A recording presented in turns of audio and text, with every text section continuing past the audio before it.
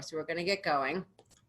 And Okay. we're not talking about the topic we had planned to talk about. So for one, we missed you last week when we canceled the program, but needed the time and space to work through the Black Lives Matter movement. And so that's why we wanted to teach and talk about that today. So it's a totally different topic than we had planned on, which was bibs. Yes. So I think for those of you who have been in Yeah. our regular sessions, the previous ones, so 2 weeks ago, since last week we did not run COA, we talked about part one in Brilliant in the Basics. This is the notion that so much of how we operate is down to our rituals. And we broke it down into sort of a view. It's kind of like baked potato or potato 3 ways, steak 3 ways. So one of the other discussions we were going to have today actually initially was Brilliant in the Basics part 2, which was going to talk about the notion of how to think of it on a physical, emotional, mental, spiritual level, but also the weekly calendar. And as we were starting to put that presentation together, we recognized, for us at least, the topic that was far more kind of top of our mind that we're working through is what's happening in our organization on this topic of Black Lives Matter. And then the discussion and the news and what we saw, working with other leaders that we spent a lot of time with, helping, coaching outside, the same thing was happening. And this challenge was a big one. And so I'll be very frank, we are both a little bit nervous. This is a topic that creates a lot of emotion, can get very eruptive. And so we're gonna help you navigate through what happened and our sense making of this and how we got to what I believe is the beginnings of the other side of this. It's always like an arc.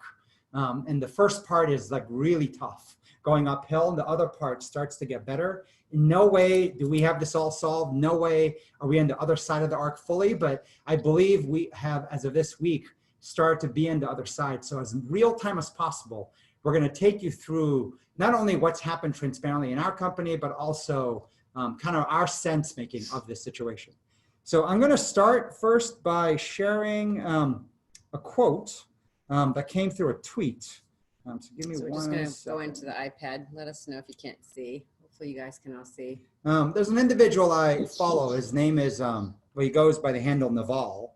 And he said this: the human brain isn't designed to process all of the world's emergencies in real time. There's a lot of other similar quotes that come out, which is that our emotions are in what they call the limbic brain. The limbic brain is the brain that doesn't have words, which is oftentimes why when we have emotions, we try to explain it with analogies. We try to explain it with like stories. We try to recreate the emotion because it's very difficult for us as human beings to actually put words into how we're feeling. And that is just the way that we are wired. Yet the interesting aspect about our emotions are almost directly connected to what Daniel Kahneman, a researcher, called System 1. System 1 is what he called fast thinking. System 2 is slow thinking, or a logical brain is System 2. System 1 is the intuitive brain. Our intuition. When someone says my gut, that's identical to our emotions. And when you look at the science of decision making, what we end up doing, we tend to follow our emotions. Our decisions literally follow our emotions. And the most important decisions really follow our emotions. How many times have you heard if I put it on paper, my parents have said, do not marry that person. These are all the reasons why, but you know what? I think I'm just gonna go for it and I'm gonna propose. Or like we've talked to people in the military, all the logical says, don't join the Navy, but you know what? I just kind of woke up and I decided to join. Or when you quit your job, I mean, there's a lot of things where when you make the biggest decisions, you will see, you can almost predict what's going to happen next by literally watching the trends of someone's emotions, right? Both good and bad.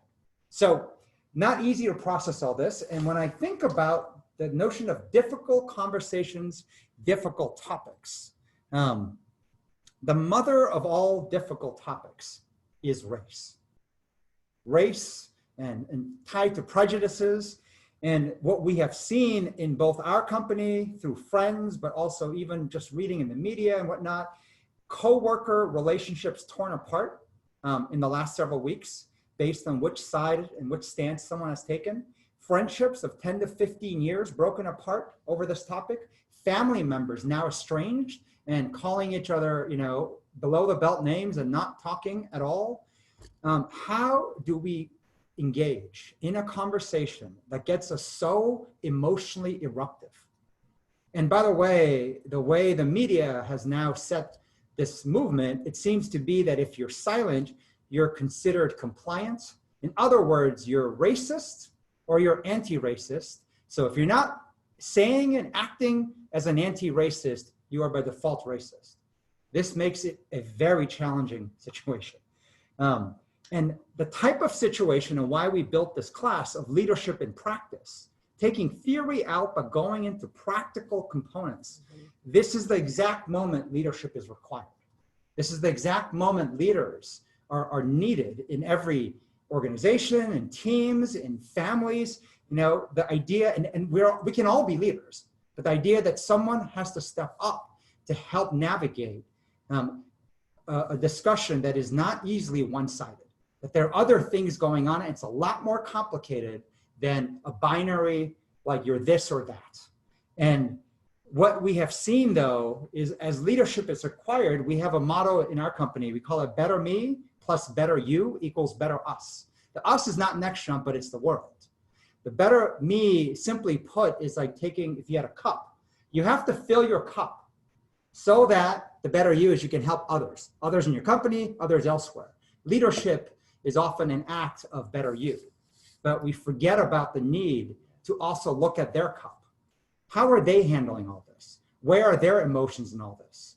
Because if they're not given the space to feel their cup has at least some, now it doesn't have to spill over, but something in it, then they have the ability to go and help others. But if their cup is empty and they're scraping at the bottom and leadership is required, it is often a recipe for disaster. And so I want to share this is very real time. I'm going to share with you, so maybe just to give you some more data points. So this morning, I don't know how many of you had a chance, but we had two of our young leaders. He's a young Black individual in London, a young white leader in London as well, teach a class at 9 o'clock, sharing their journey and experience on this whole topic. Then in this session here, they'll all be in videos as well. Two young leaders. One is an individual who is half Black, half, I think, white, I guess. And the other one who's, I think, Portuguese. I might have that wrong. Ecuador. They're teaching a class. People are saying in the chat that they did really well. Yeah, it was a good discussion. So I'm just going to show you, sort of like this is as real time as it gets. Yeah, some of what came you out can of it. see. So Charlie, we actually don't see your screen. It's just black. Oh, okay. Okay. One second. Yeah. Give me a second. Sorry. Thanks, Laura. Just give us 1 sec.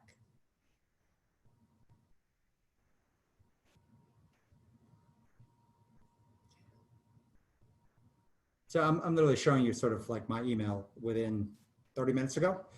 So this is some of the stuff I just wrote. Megan and I missed your talk, but we'll be looking at the video, reading the chat now. I love these comments. So there's a lot of chat in the thing. It said, I've seen such amazing tolerance from Black people toward white people as we bumble through this. I feel guilty that we need it and humbled by their grace. And so my comments are the non-blue part. So I just wrote to the two young leaders, hearing and seeing their recognition of your grace. Wow, that warms my heart, and how much maturity, growth, calm you two had to have showcased on such a heated, divisive, angry topic. Someone else wrote, I feel a lot of people want to move forward, but the anger is so strong that it's difficult having the conversation about how to change versus the anger. At least in the US, it feels no one wants to hear what a white woman wants to say. Maybe they are right, I really don't know. I said, love this too, how to change versus the anger. We first need to come together as a team. The military taught us this, team to mission. When the team is torn apart, broken, you cannot go after a big mission. This one is a really big and really hard one. I also thought this one point is wrought with problems, hidden problems. Someone wrote, we do need to use our voices. For FYI, Don Lemon from CNN is starting a podcast today that's titled Silence is Not an Option. You can listen on CNN website. I think this will help me get to the fear of speaking out. And what I wrote is silence is not an option to me is a dangerous rhetoric. Forcing people to speak with a gun to their head does not get people to speak from the heart. Many hearts are broken. They need to talk with someone that trusts them, gives them benefit of doubt, regardless of poor word choice, so they can process their emotions from the past before speaking to a larger, arguably more dangerous crowd that will be ruthless in their judgment of word choice. People need a space before they speak their truth. I wrote, this is reflective of that. Someone wrote, there's a lot of fear to speak out in the current climate. If someone dares to post an opinion that challenges the BLM movement or their beliefs, they can lose their job or be chastised publicly. I am scared to even post this. So when we speak about tolerance, it should come from both ends. I wrote, this is a great comment and outcome to get. Someone wrote, this has been a positive webinar. As a white person, I had been feeling that my empathy and desire for change may come off as patronizing because I have no personal experience of being judged for the color of my skin. I now feel more comfortable with being uncomfortable and will continue to listen and try to grow. I wrote, this best sums up what everyone can agree on. There's one thing I think we can all agree on. We are hurting, but there are so many emotions going on for everyone. And so my last note to the two of them was, many asks for you guys to do more of this. I think you provided healing and space for many people who don't know where to go, how to process, how to think of this exception, except in their own heads and outwardly is just what is the right thing others want them to say. Without seeing your whole video, just reading this, I'm pretty darn proud of you two. Thanks for doing this in such short notice. So that's literally like right before this call, like I sat down, had a chance to browse through what was a pretty long chat comment from the class they taught at 9. Wrote sort of the ones that stood out for me, wrote to them. So you're seeing this literally as real time as they go. But I want to jump to how we have made sense of this challenge and this vacuum and this leadership that is needed in so many different places right now in our lives. But there is a natural challenge that is showing up that we spend time thinking about.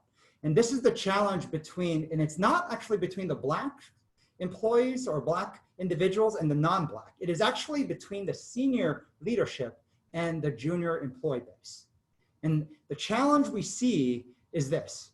From the senior side, they have been raised. They have been, call it even brainwashed. There's a truth that we have been trained to do.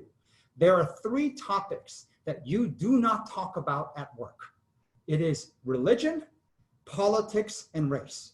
God forbid you take a stance on that topic and you don't get promoted. You don't get, you get silently demoted or even fired for taking a stance that's against what the boss might believe in, because this is an eruptive topic. We have been trained. Do not bring up, and this is coming from our parents and mentors and everywhere, when it comes to religion, politics, and race, just disengage at work.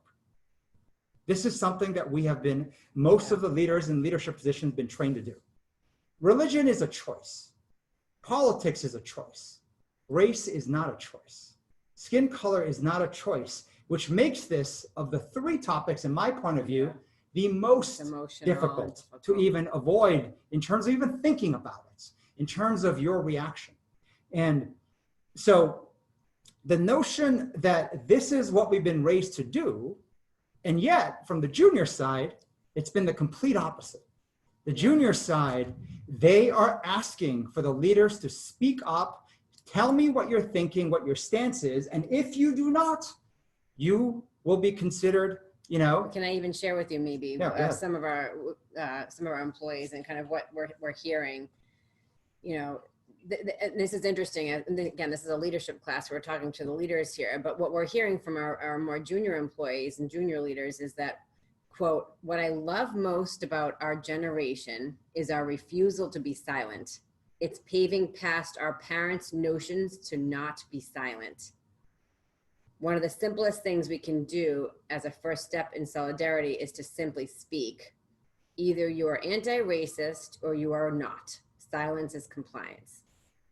So that balanced with the leaders who have grown up in a different kind of era, which is you don't talk about these topics, God forbid you say the wrong thing, is so opposed to this new generation who refuses to be silent, right? But it's like these 2 groups clashing is kind of where we've made sense of the bigger issue, right? Is that, especially in organizations, we're not talking about family and just in companies and organizations right now, this is the tension that's occurring.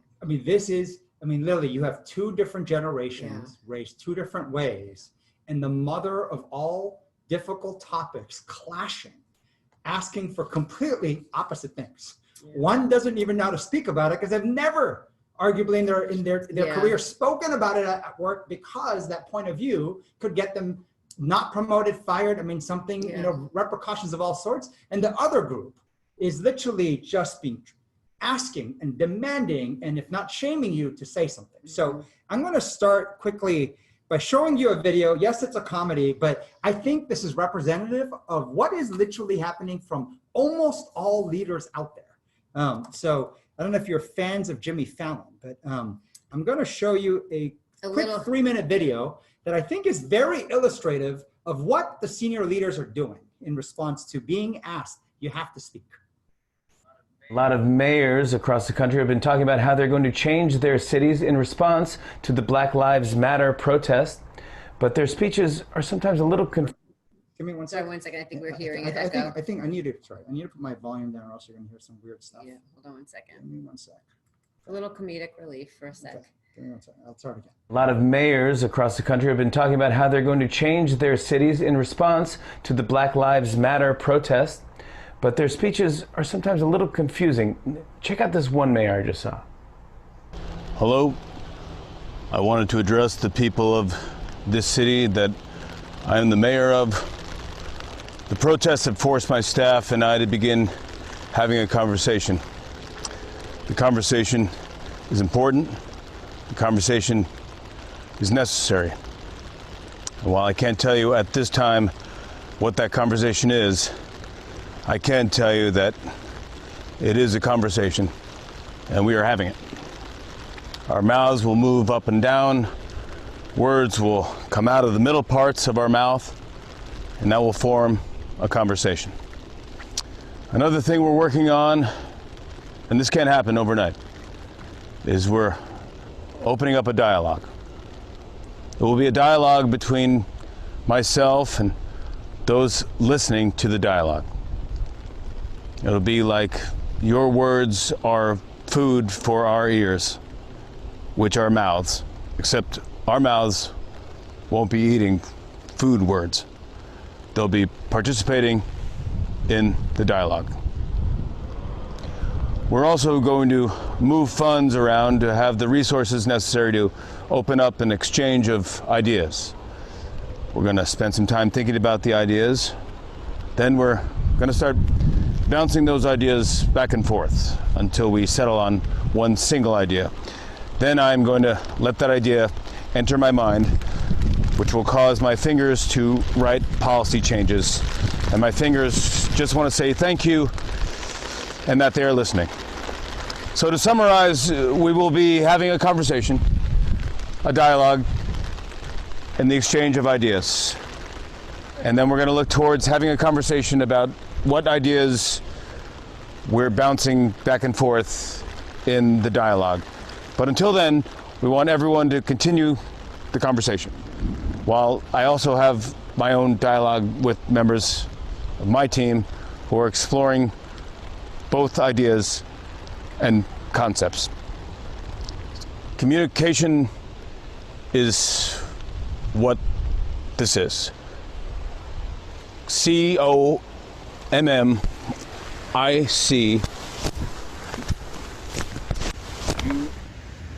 UNI. Wow, he got out just in the nick of time before that rain came.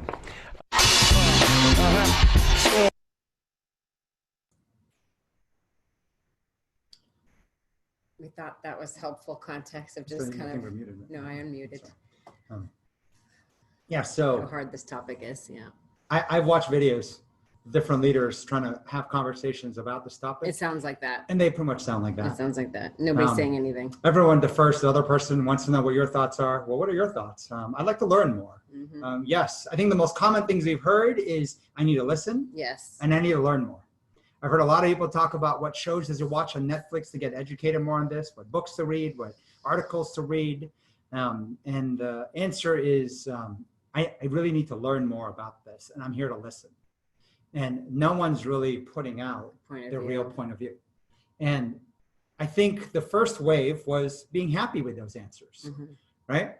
I think being happy to many degrees, if you go back a few weeks, just with the statements companies were making, and then the token actions they were taking.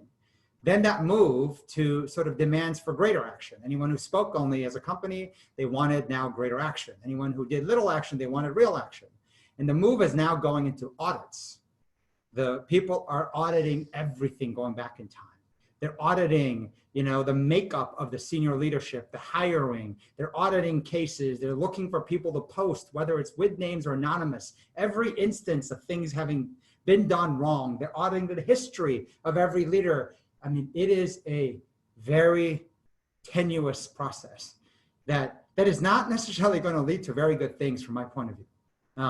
Now, I think there are real changes occurring, and there are real people making, progress with the level of support on this. But I think the challenge between the senior and junior is just a very real thing.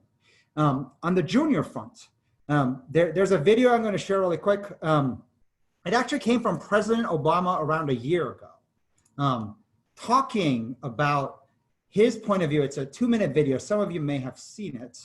Let me just play it real This quick. idea of purity and you're never compromised and you're always politically woke and all that stuff, you should get over that quickly.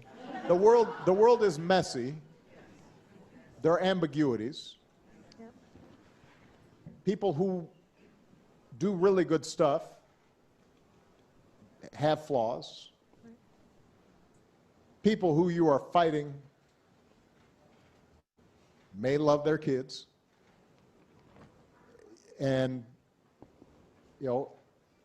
share certain things with you, and I think that one danger I see among young people, particularly on college campuses, Malia and I talk about this. Yara goes to school with my daughter. But I do get a sense sometimes now among certain young people, and this is accelerated by social media, there is this sense sometimes of the way of me making change is to be as judgmental as possible about other people. And that's enough. Like if I tweet or hashtag about how you didn't do something right or used the wrong verb, or then I can sit back and feel pretty good about myself because, man, you see how woke I was? I called you out. Let me get on TV, watch my show, watch Grownish. That's not activism. That's not bringing about change. If all you're doing is casting stones, you're probably not going to get that far. That's easy to do.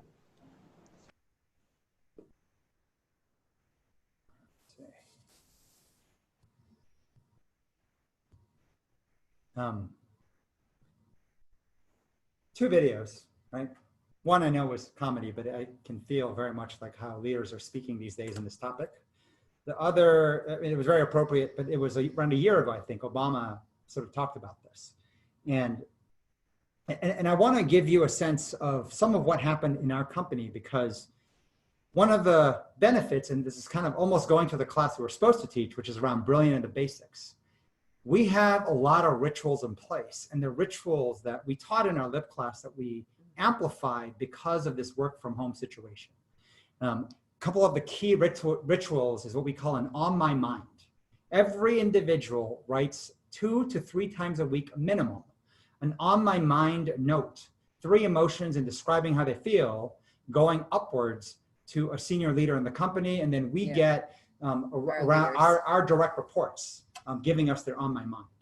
One on my mind usually is never going to give you enough signal, but on my minds and trends of it over time show you what's happening. And it's like reading poker tells. It's like a tiny signal of like what something is about to go wrong. And the on my minds were critical in giving us early insights into what was happening in conversations. We also have a very strong feedback culture, and the feedback app that you use even in COA was built to protect and provide ultimate psychological safety in the giver of the feedback. Now it does the opposite to the receiver. The receiver of the feedback has a much tougher time because the feedback is anonymous, but it's transparent for everyone to be able to see. Meaning like So you can't behind someone's back say something. If you say something behind someone's back, everyone gets to see it. And then they get to put their one vote up or down against it. And so that is an avenue where if there's difficult things to say and you want to say it, but you're worried about your job or repercussions, this is one way that you could always do it. There are other rituals we have. There's a class we teach later in the day, I think 3 o'clock, called PRT. It stands for pre-resiliency training. Every employee is part of this group in groups of 10.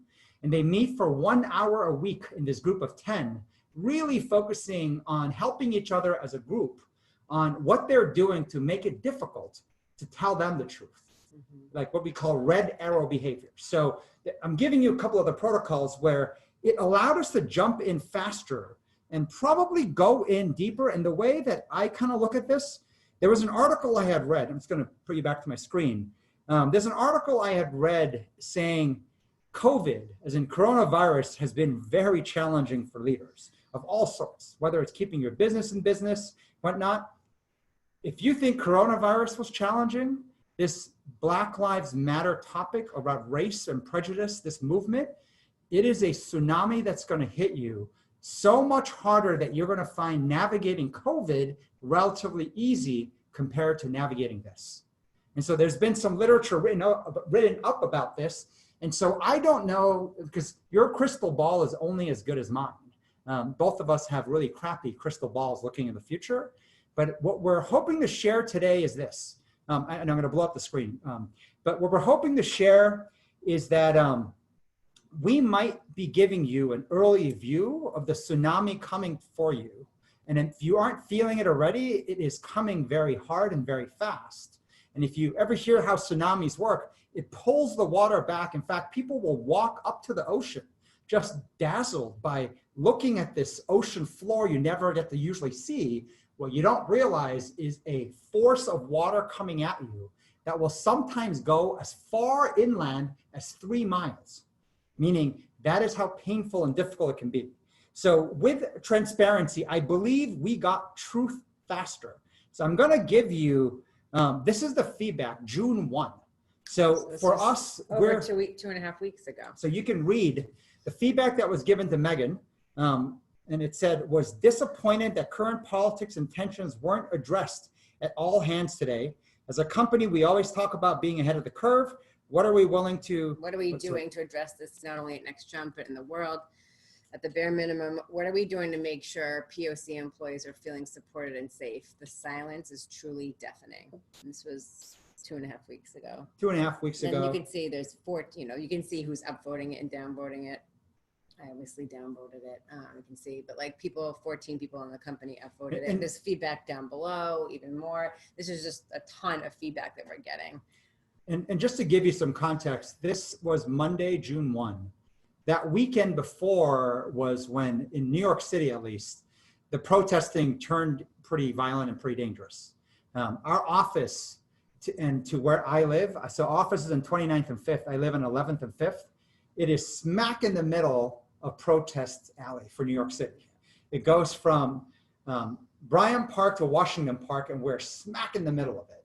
And so starting, I think, on Saturday, May 30th, till like probably from morning till 3 a.m., it's helicopters above my house or my apartment, just nonstop. I mean, it's just like you feel like you're in a war zone. 3 blocks from my house in Union Square, 6 cars were burnt down with bullets going off. And of course, it's all walking because of COVID now. Every single store, I'm not even kidding, every single store in every block had their windows smashed and looted. And this is what we're watching as we come into the office. Only 4 of us in our office, everyone else work from home. We're watching what's happening from police brutality to people getting hurt. I mean, it's just been a very, very challenging, difficult thing. Sorry. Do you want to sorry. keep that up? Oops, Right? It just stopped broadcasting. Give us 1 sec. I'm just going to rebroadcast my screen. So that was the feedback. I'm going to give you a view into a representative OMM. I kind of hid sort of the name of the person, but this came in through one of our leaders, then to us. And I'm going to highlight really this middle part, which is kind of, can they just make a statement, right? That like us not speaking at the staff meeting, which by the way, like Megan had literally had not watched the full George Floyd video till that morning. We were both in tears watching it. And literally minutes into it, we go into the staff meeting, not having processed what's happening. And people were livid that we didn't say something in that staff meeting, which we were not even planning to speak in the first place. So there were several people, including our direct reports, simply saying, can you just make a statement like this? And they literally wrote out the statements, simple, sweet, and will end the whole discussion. And we didn't do that. And with that, that feedback you saw grew. And it grew stronger, and it went from like what could have been constructive feedback to public shaming, using the app, discussions. I mean, it got really ugly. And like I said, we are more transparent. We have a lot of avenues for people to talk. And it got vicious. It got vicious at every level you can imagine. But the thing that we didn't expect, and I think what kind of caught us by surprise, was that our direct leaders were struggling.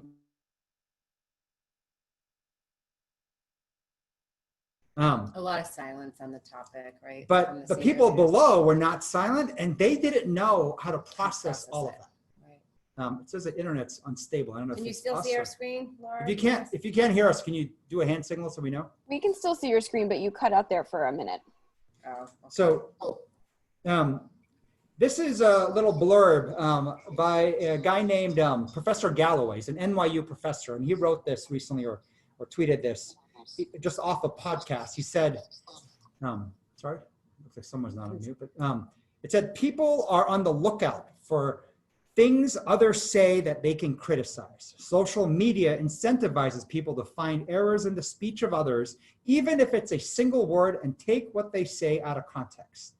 There's a world of difference speaking in a group where you trust each other versus speaking in a group where people could report you at any time to the authorities or shame you on social media.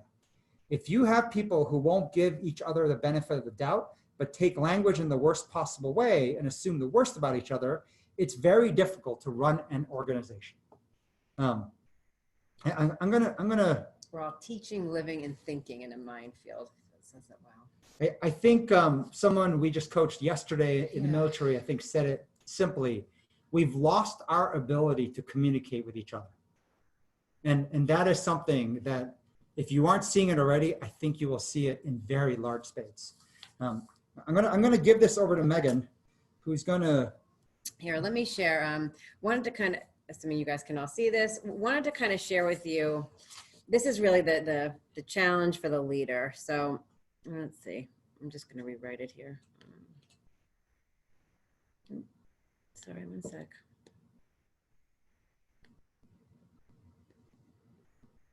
This is all about the I'm assuming you guys can see the screen, right?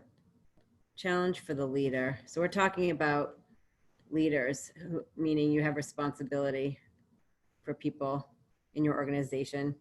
And so just drawing this person, this could be anyone, male or female. But when I think about the different people they have to communicate with, there's their boss, there's their peers, and I'll kind of go through each one. You have your subordinates, people who report into you, subordinates. You have your family on this topic. Family, friends. Right? Family and friends. And when you think of boss, I want you to think also, sometimes in the military, you might have Congress, Senate. Well, so this is what I was going to say. You have boss, you might have, and this also could be, maybe if you're the CEO too, you have public, you have the press, you have your consumers. It's a lot to think about in here, right? With your boss, your peers, your subordinates, your family and friends. And so when you think about with the boss, thinking about looking upward, this is really challenging. This is where, when Charlie was talking about before, we are taught, and most leaders, right, based on the generation, not to speak about these topics of race, politics, religion. With peers, something very similar, but I think there is more discussion, but we're taught to go as light as possible. A very high level. Probably want to get off the topic more than anything else. On the subordinate side, here's where I think the danger, and we were talking about this, right? Where we see the greatest danger right now, and the challenge is that one single wrong word, you'll be called out, right? This is the call out culture, the call out that throwing stones, right? That Charlie was shown with Obama. This is the call out. If you use the wrong word, you're called out. So there's danger there. So you really feel you have to choose your words carefully and think. And I think the thing that's interesting, though, that I think we're kind of all forgetting is that as a leader in your organization, the other person you have to think about is yourself. And I think this is really tricky because we all as leaders have our own emotional journey, on ourselves and what we think about prejudice and injustice and violence. And the longer you've been on the planet, the more you have to process. And it's not complicated for a lot of people, right? There's a lot of emotion. There's a lot of things that you start to think about that you maybe haven't thought about in a long time. So it just makes it really hard because you're processing your own feelings. You have your own emotional journey. Then you have your peers who are around you, and then you've got your friends and family, you've got your boss, you have your subordinates. It's just depicting, it's a challenge. And this is the real, and I think what is ultimately ending up happening right now, unfortunately, is there becomes, a lot of silence. This is what Charlie was talking about. These harmless statements that most people are resorting to is, I have a lot to learn. It's the safest thing that you could possibly say. I have a lot to learn and I need to listen. I think that's the safest thing you could possibly say, given that this is dangerous. This is the challenge. This is the prickly topic that we're talking about, the sensitive topic. So with this, I'm going to go into what we did to get to the other side. I think you can see, and by the way, like most things we're trying to sense make, there's many complexities in this, right? This is so complicated. And I think the diagram Megan drew above all else is that red part, the self. What is going on in the mind, yourself, in the limbic brain of that leader, where these things are conjuring up memories and emotions of all sort, and everyone around them is counting on them for what's your point of view, what should we do? Yeah. And where do they stand, and how are they processing what they're thinking? So I'm just going to walk you through the three things. So we call this the is not is practice. And I'll explain to you why this becomes important in terms of thinking of is not. Mm-hmm. And when people hear the word is not, they can get sort of like, a little bit bent out of shape saying, no, you have to do all this. Well, the problem with anything where anyone says you have to do all this, you're not saying no to anything. And so the best way someone put it is that you are basically saying a weak yes to everything.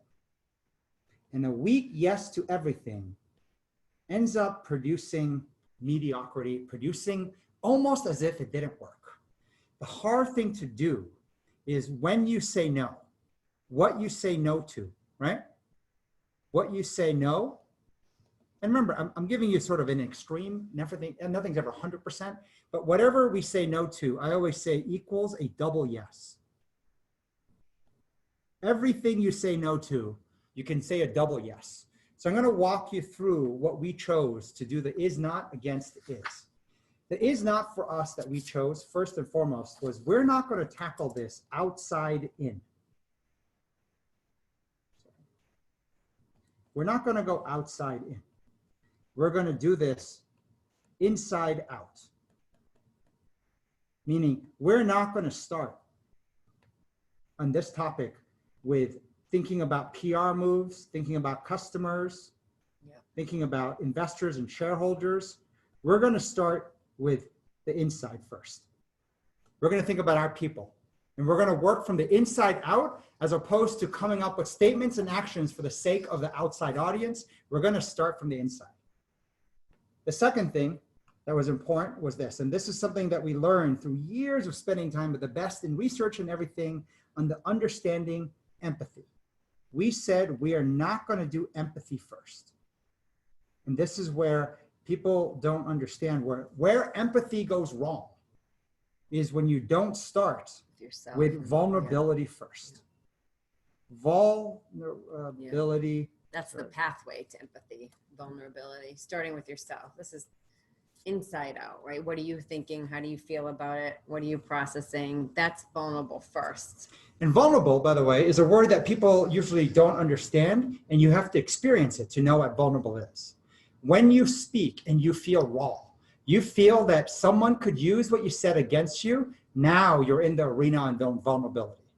It doesn't matter what skin color, it doesn't matter who, but when you speak, you know that part where you feel like you can hear your heartbeat in your ears, like when you feel your heart racing and you're scared because people who are haters use your vulnerability against you.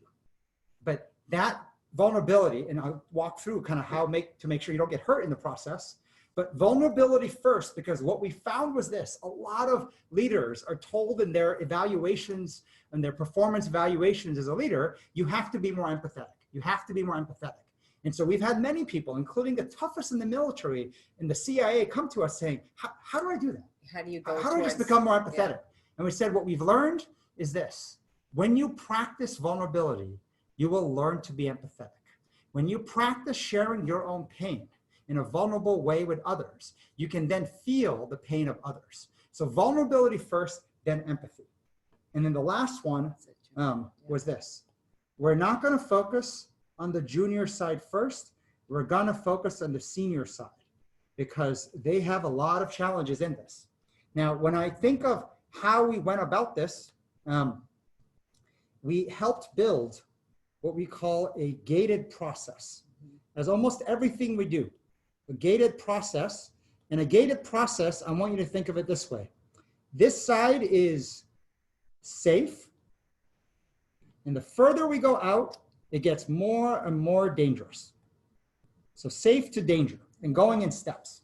I'm assuming they can see it. I just can't say it. It's all good, right? Can you guys see the screen? Yeah, Okay. made it a little smaller. Okay. All right, so safe versus danger. The first thing we ask them to do is write down for yourself, right? So self written down, right? What your journey has been on this topic of race. Journey growing up, encounters both good and bad, leading up to the Black Lives Movement and current events, and what it's conjuring up in your thoughts and emotions.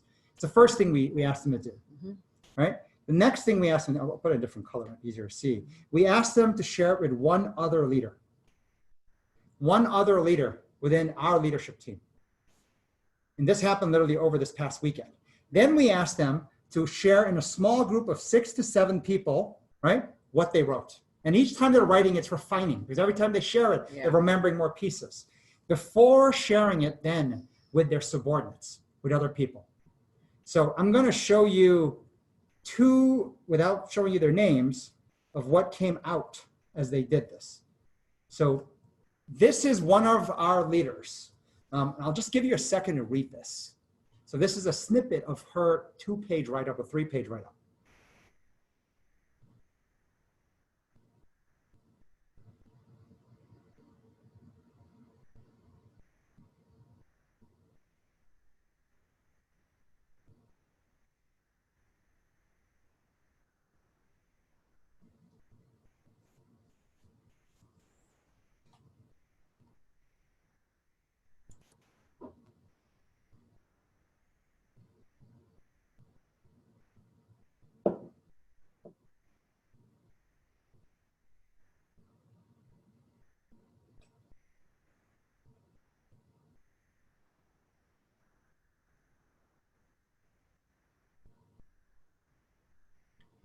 You can just give me a thumbs up once you read it so I can move on.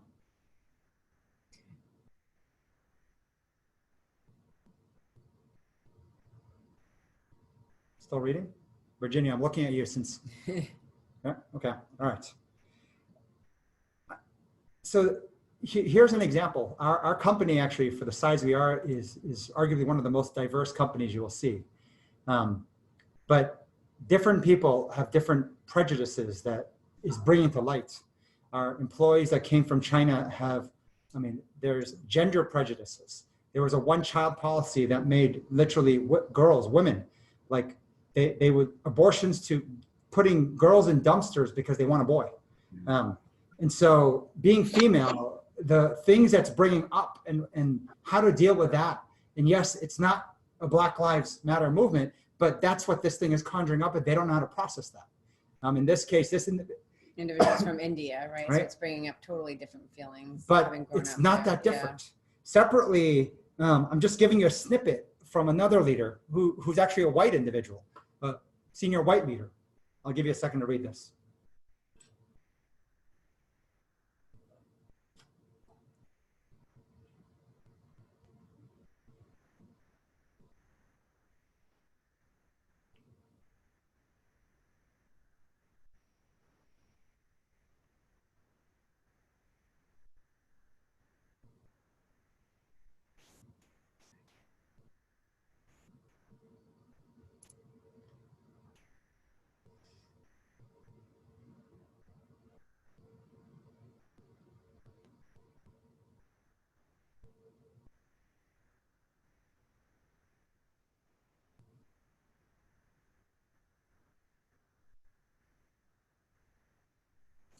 So I'm just looking at Virginia's Okay. giving me the heads Okay. up. I'm sharing this because in this case, I know one of the, you can't say this, is associating protesters with looting and rioting, because that seems like that's now, supporting the police in this case, and maybe the wrongdoing that's happening, and emphasizing what is bad coming out of this. And yet, I love how this individual said, to me, this is, most people are looking at it in the news, consuming it through social media. I'm experiencing it very locally, and I don't know how to process that, because what I'm seeing in my own eyes doesn't feel right. Yet, like, it's not about movement, it's about violence occurring in front of my eyes from both sides. And so what we found was the senior leadership, once again, coming back to the very beginning, they have never been trained to actually talk about this topic of race at work. And so they've been almost told, you cannot talk about this. And now they're being forced to talk about it, but it's conjuring up all kinds of emotions and memories and different things, and they needed the space to process.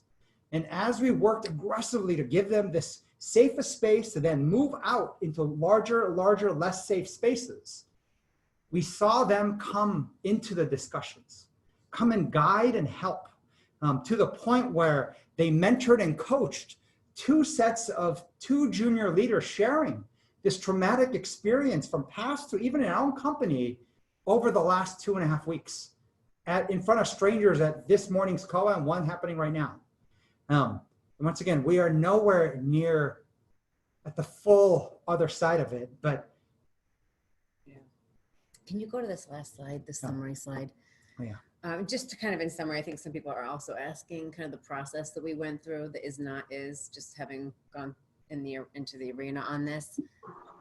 Again, I think that blue gated process that Charlie drew out, this is really, think about, say, circles of safety. Your empathy, your vulnerability should be reserved to people that you feel you can trust, right? Otherwise it will be used against you. And so it's learning to start small and then build out. In our case, writing it down for yourself, sending it to one other person, then going to 6 or 7 people, and then to our entire company. We did that very quickly. That took almost less than a week, I would say. I think over the weekend, the process of self-writing and then sharing with one other person, then all of our leadership team, and then, the whole company. And I think this is the part that you go out of theory and get into practice. This is what's needed to actually get the conversation out there in a way that won't hurt you, right? It still will hurt. I think there's going to be stuff that hurts, I think, but it's just a safer way to ramp up into more danger. Should we take some questions? Yeah, we could take some questions. If you guys want to take a minute, to give you a minute to just start punching away questions that you have, having now kind of gone through the last 50 minutes. If you throw out some questions, we'll try to scan real quick. And then Use the chat. There's a chat feature in the call. And then we'll have you unmute. Well, if we call on you, we'll have you unmute and ask your question, since we have a few more minutes. So just give you a minute to do that.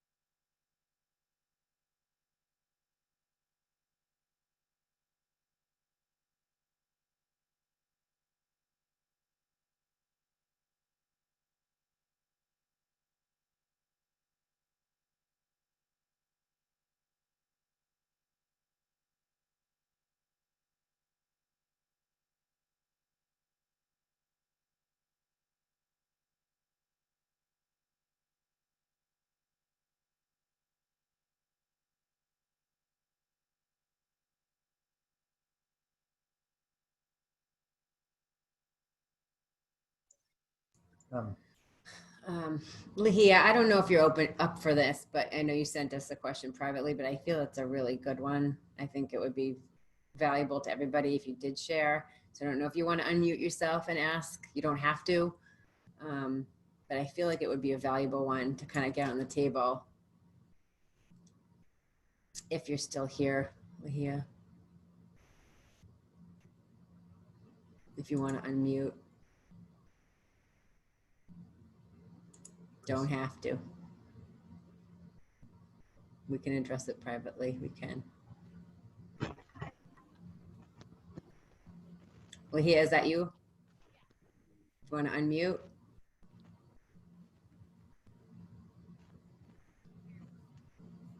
Okay, maybe not. So I think she was trying to, right?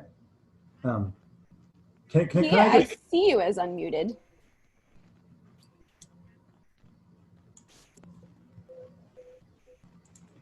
I'm going to share with you sort of, I think she's trying, so like kind of what she wrote, which is really around, I have this unbearable feeling of being left out. As a Latino woman, I feel guilt over this feeling, but it seems that the Latino challenges are not being addressed at a time where them surfacing would benefit all. I think there is a lot of groups and conversations like this. The one quick thought I have is this, and Megan and I talk about this a lot together. It is amazing the power you can feel just finding one person that you can process and talk about this. And the reason why talking to someone is important is when you speak to a group of people or anyone on something that you haven't processed enough. In research, the term is called floodlighting. And if you've heard people floodlight on whatever topic it might be, it doesn't come out right. It comes out with way too much what they call emotional tilt. Way too much anger, way too much sadness, way too much, it just comes out wrong. As a result of it, the receiver of whatever you're saying doesn't hear your message. They just feel your emotions. And so floodlighting is a very dangerous way to communicate anything to anyone. So then the question is, what do you do? Because this is how I feel, I need to process this. The idea of finding one person that, we all have people in our lives that will not judge us for the word choice we make and will give us the benefit of doubt and let us just say unfiltered what is on our mind at 1,000 words a minute if we have to. And in the process, it's amazing once it's out to another human being, the second time you say the same thing, it comes out better. And so the place I would recommend starting is taking these twisted, unprocessed emotions and find out one person. Well, that's why I think writing it down can be very helpful, though, because that's in your own, you can do it. That's why we start with self, right? You can write it down before you even speak about it. That can feel also a little bit safer. Can I ask, I think, I don't know the first name, but Yanis Panagas, I can't see the full name, but I don't know if you want to unmute yourself if Hi. you're still here. Go ahead. Hi. Hi. Ask your question. Yeah, so my question was, I really like the idea of starting with smaller circles. It makes sense to me because then it's easier to have the bigger conversation. But I'm assuming because the conversation is hard to have, there's still going to be pushback. How would you deal with pushback from senior leaders, from other people? So this is where I think this is what we did, right? And this is one solution is we went first before we asked anybody else to do it. So I find it's very hypocritical of leaders to ask people to do things they haven't done. And I'll tell you, very hard to do. Very hard to do as the co-CEO of this company. And I shared it with the entire company. And I shared like an unprocessed, unfiltered, and I got some heat for it. I did, but that's my truth. That's how I feel. And it was raw. And I'm not suggesting to do that. We have a different company culture. I think that, maybe that's the right thing for us. It's not for you. I don't know. I'm not suggesting you do that one to all. And I had shared some of it with Charlie, but it was like, I was fired up. Getting a lot of feedback and just trying to process, family, self, external, public, press, subordinates, peers, just a lot. And I just dumped it out. And I feel like you think about the pushback you're getting, like I found it was amazing. Once we did it and went there ourselves, our leadership followed. And And it has to be real. If it's bullshitty in any way and manicured in any way, you're not going to inspire anything. And so I've heard, you know, I mean, once again, it's always tough when you are vulnerable with such a large audience. There's always going to be haters and always critics in there. Of course. And once again, maybe not with bad intentions, but from there, you know, when you see someone react overly to a word or something, usually it's not that situation. It's connected to a lot of other things from the past that maybe they even haven't processed. But what I've seen is this. I've seen a lot of leaders in our company now talk about the Megan exercise. I'm doing the Megan exercise. And that was pretty cool to see. You know, we have spent years talking a lot about character. And that's where we've taken most of our biases, to be frank, from the outside to the inside, character imbalances. You're more confident than humble. You're more humble than confident. If you're confident and not as humble, by definition, we call you arrogant. If you are too humble but not confident enough, by definition, we call you insecure. And so people hate labels, but the reality is you need to, you know, label something to start your training. And we've built that as such an ingrained thing. We'll play it like any game. You could have like a company like rally of some sort, or like a tug of war game. We'll say, who's arrogant? And people raise their hand and stand on that side. Who's insecure? It's like, and when outsiders see it, they're like, what? No one's offended at this? And they're just it's been so normalized in our culture. And that's been where most of our battleground has gone. And to a fault sometimes, we overly bias on that side of, oh, so arrogant, so insecure. I am the arrogant one, Megan's insecure. But what I saw was we both shared, especially with the leadership in the company, like our journeys on this topic. And Megan's did a different impact to most of the leaders who would not go. And they didn't call it the Charlie exercise, it's called the Megan exercise.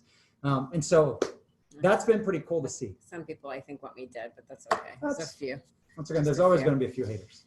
So I think Michael Kwan asked it, and then I know Chris from the Navy was saying this is a good question to ask. I don't know if you want to unmute and ask this, Michael. Oh, I can go ahead and unmute. And the question was, what do you do with people who refuse to address these issues or lash back at these issues? And by do, I don't mean hang them out in the town square and chastise them. I mean, how can you lead them to at least consider that there are other points of view to their own? Because you do see a lot of knee-jerk reactionary responses to people starting these discussions. Oh, a fantastic question. So, you know, years ago, in our history in 2008 is when we dealt with racism at the worst level. Now, it wasn't against blacks, it was actually against Indian engineers. And it got so bad, we created this whole thing in 2008 called Brilliant Jerks, and racism was one of the biggest things in there. It got so ugly, they literally had petitions with their names signed and a list of things they felt the company should force these engineers to do. And I remember talking to these people and I was like, are you kidding me? Like, you can't do this in a company. And their response was, Charlie, do you know how many job offers I get every week? I get 6 offers a week, right? I am the talent. And literally we were dealing with this. And we went off site and we analyzed like the group. So at that point we had 80 engineers. We put them all on Post-it notes as a senior team. And each person went through an exercise of separating the people I like to work with and people I don't. And we said, what was the difference in these two? And when we put in all the different stories and data points, we summarized it as one group had humility, the other group lacked humility. Now, most people think humility as meekness, but it wasn't about meekness. It was around this notion of being open-minded to the ideas of others. And that's a very difficult thing to get to. And this is what it takes usually someone who's more senior with experience to challenge groups when they get one-sided in their, what they think is an open-minded view, but what is that other side? And I always say it's like preparing for a debate, right? You have to prepare for both sides. Amy Cuddy, who does the Power of the Victory, the V, she gives this talk about the Rwandan, women's debate team who, prepared for this debate of why women are so important. But they lost the debate because they didn't prepare for the other side, which they had to argue why it wasn't. And so one way to do it, so there's many different ways, but one way to do it is to actually have them teach. If you see what we did in our team, we took 2 and 2 of the stronger young leaders who we thought had processed this pain more and was closer to the other side, showing open-mindedness. We told them, you're going to go teach in front of strangers. We could get as large as 900 people. And when you get to Q&A and they start saying, you know what, I think Black lives don't matter, all lives matter, your response can't be losing it, you know, and just getting super angry at them. You have to process this as the moderator and explain and listen to their side as well. And so that act of teaching puts someone in a leadership role, in a role that you have to think about all sides existing. So that's one way to do it. I think we're going over. I don't know if we want to keep, there's a lot of questions in here. My head is spinning. I'm just looking through all of them. So Charlie, but what do you do if the resistant parties are at the leadership level above you? Because that is a drag and a harm on your organization. So the thing that we have found in looking at not only our organization, but even metrics in other organizations, most of companies are broken into thirds.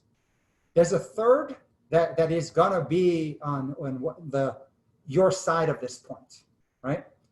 There's a third who are, no matter what, just haters and against it. There's a third that are undecided. Yeah. And it's very much like elections.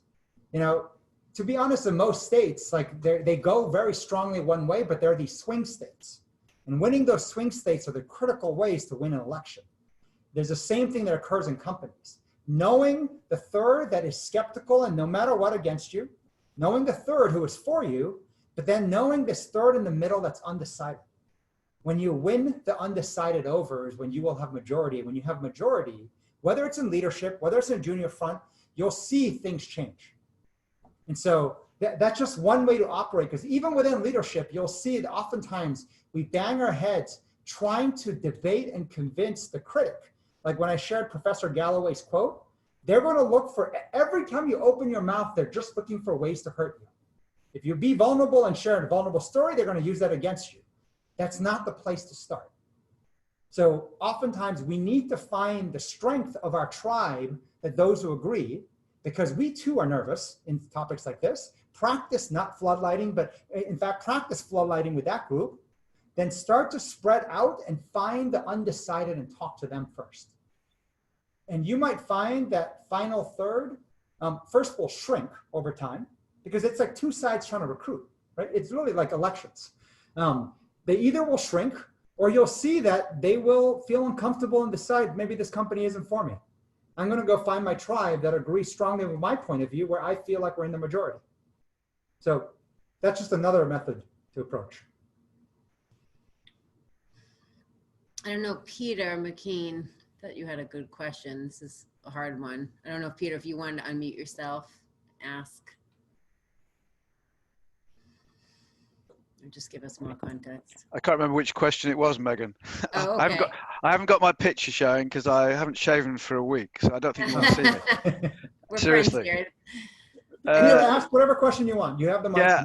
Probably the last Well, question. I think I'll raise a couple of questions. One was that our company are pretty good at this. I think they've set up a group, cultural diversity network, and obviously it includes not only. Somebody asked me what BAME stands for. I thought that was like a common phrase. That maybe it's the UK one. I don't know if it's used. It's in the a UK US. one. Yeah. Yeah, but it's used quite commonly here now. Black Asian Minority Ethnic. It stands for, and I don't know who came up with that one, Charlie. But anyway, it's a good one, and it encourages not only people from the sort of ethnic groups, but also anyone really. Anyone is encouraged to join and give their opinions, and I think it's really helpful and great. Sorry, remind me of the question. Was it the one I asked about the mixed race, or? Oh, I didn't see that one, but you can ask that too. But you had asked, like, your company has no BAME representation. At the board. Yeah. Sorry, yeah. I just said that it was remarked at one of the meetings that our company at board level doesn't have any. I'll say BAME again, or black representation, which is just the way it is in IT, and. I don't know what the view is generally. I mean, obviously there's nothing you can do about that. People get there on promotion or, however they get to become a board member. But in that way, that can have issues, I would say. Yeah. If people are passionate. I'll give you some of my top of mind thoughts on this. One is I think there's a danger when you take something that has built up as a challenge over years, hundreds of years, and try to fix it sometimes too quick. because, you know, it's usually what they call the false start. If you fix something too quick, it's more likely to fall flat on your face. And then the trauma that occurs on the business level is don't do that again, which is also the wrong takeaway. Which then, of course, gets used as that's why we're not doing anything, which is kind of like that Jimmy Fallon thing. We're just going to talk, talk, talk. So I'm not a big fan of just talk, talk either. But I think there's a part where, so it's my top of mind thought is I'd first be curious. Imagine if that board had to go through a leadership journey on paper for themselves, just to share amongst themselves of their version of their, on this topic of race and prejudice and whatnot. I'd be curious. And the reason I say it is this: who we're sitting in the room with really matters, right? It really matters who is sitting in the room, because oftentimes when we're working as a team, we're not operating as a team with strangers. And on this topic of race and prejudice, a lot of times we don't know who we're sitting in the room with. We don't know the past experiences. And so trying to make decisions and trying to make, you know, very important, you know, actions and decisions that impact lives in the hundreds, thousands, or hundreds of thousands is a difficult thing when your team, you don't quite know who you're sitting in the room with. And they're not going to be in agreement. And that's the discourse that will first be unhealthy before it gets healthy. I think there's a thing that we have spoken on, and people have slammed us for this. We talk about the small d versus the big D, the small d being diversity in gender, skin color, age, versus the big D being diversity in thinking. You know, the idea of there's introverts, they're extroverts, they're arrogant, they're insecure. What we have found to succeed in the 21st century, and the one thing different in the 21st century versus the 20th, we have more information faster at everyone's fingertips. You know, in the past, the reason why doctors had so much power is because they knew a lot more than the patients. The reason why teachers kind of had know-all because they just supposedly knew more, and senior leaders who commissioned a McKinsey 13-month study just knew more than someone who didn't. Well, with the internet now, we all have that research and more of any sort at our fingertips. So the amount of information moving at the fastest speed has empowered all of us to, in many ways, have this false perception of knowing it all. And the reality is we know much less than we actually think. And the most powerful tool to navigate the complexity of the 21st century is actually that system one, that human intuition. But the human intuition needs to come out. It can't be silent. It can't be manicured. And when it comes out, it's usually pretty messy. And so this notion of creating the space to let that come out, that is the diversity of thinking. The diversity of thinking even on this topic. Now, yes, diversity does get stronger thinking when you have people from different genders like we are, different backgrounds, different upbringings, different skin color. Yes, there is a correlation there, but it's not all that. Yeah. You know, I have met, you know, like, I mean, all different types and different sorts, but meaning like to win, you need to be able to see more and fast. You need to be able to sense make the different, what we call explore the edges and see what the range of options are, like a debate, before you go figure out what they do. In the military, they call it OODA loop, right? Of how you make decisions. It's observe and orient, then decide, then act. And I always first question, why do they have a decide then act? Isn't that the same thing? Why don't they just call it OOA? You know, like observe, orient, and then act. But this idea of decide as a precursor step is interesting. Decide is to put on the table your intention of what you're going to go do so others can react and give you feedback before making that actual final call, that decision. So that notion of sharing what you're thinking, your decision, which is tied to emotions usually, and putting that on the table, that's what you want to be able to build to. So I know it might sound that I'm not answering your question directly, because you might want like a simpler answer in this, like X percentage should be this and that. That's a very hard thing. No, that's fine, Charlie, that's fine. That's good. I agree. I think tokenism also is not good. I mean, look at maybe South Africa, where I'm obviously not talking about companies, but let's say sport, where they decided to introduce a minimum number of, say, black players, say, for example. I mean, that was not greeted well initially, but I understood why they did it.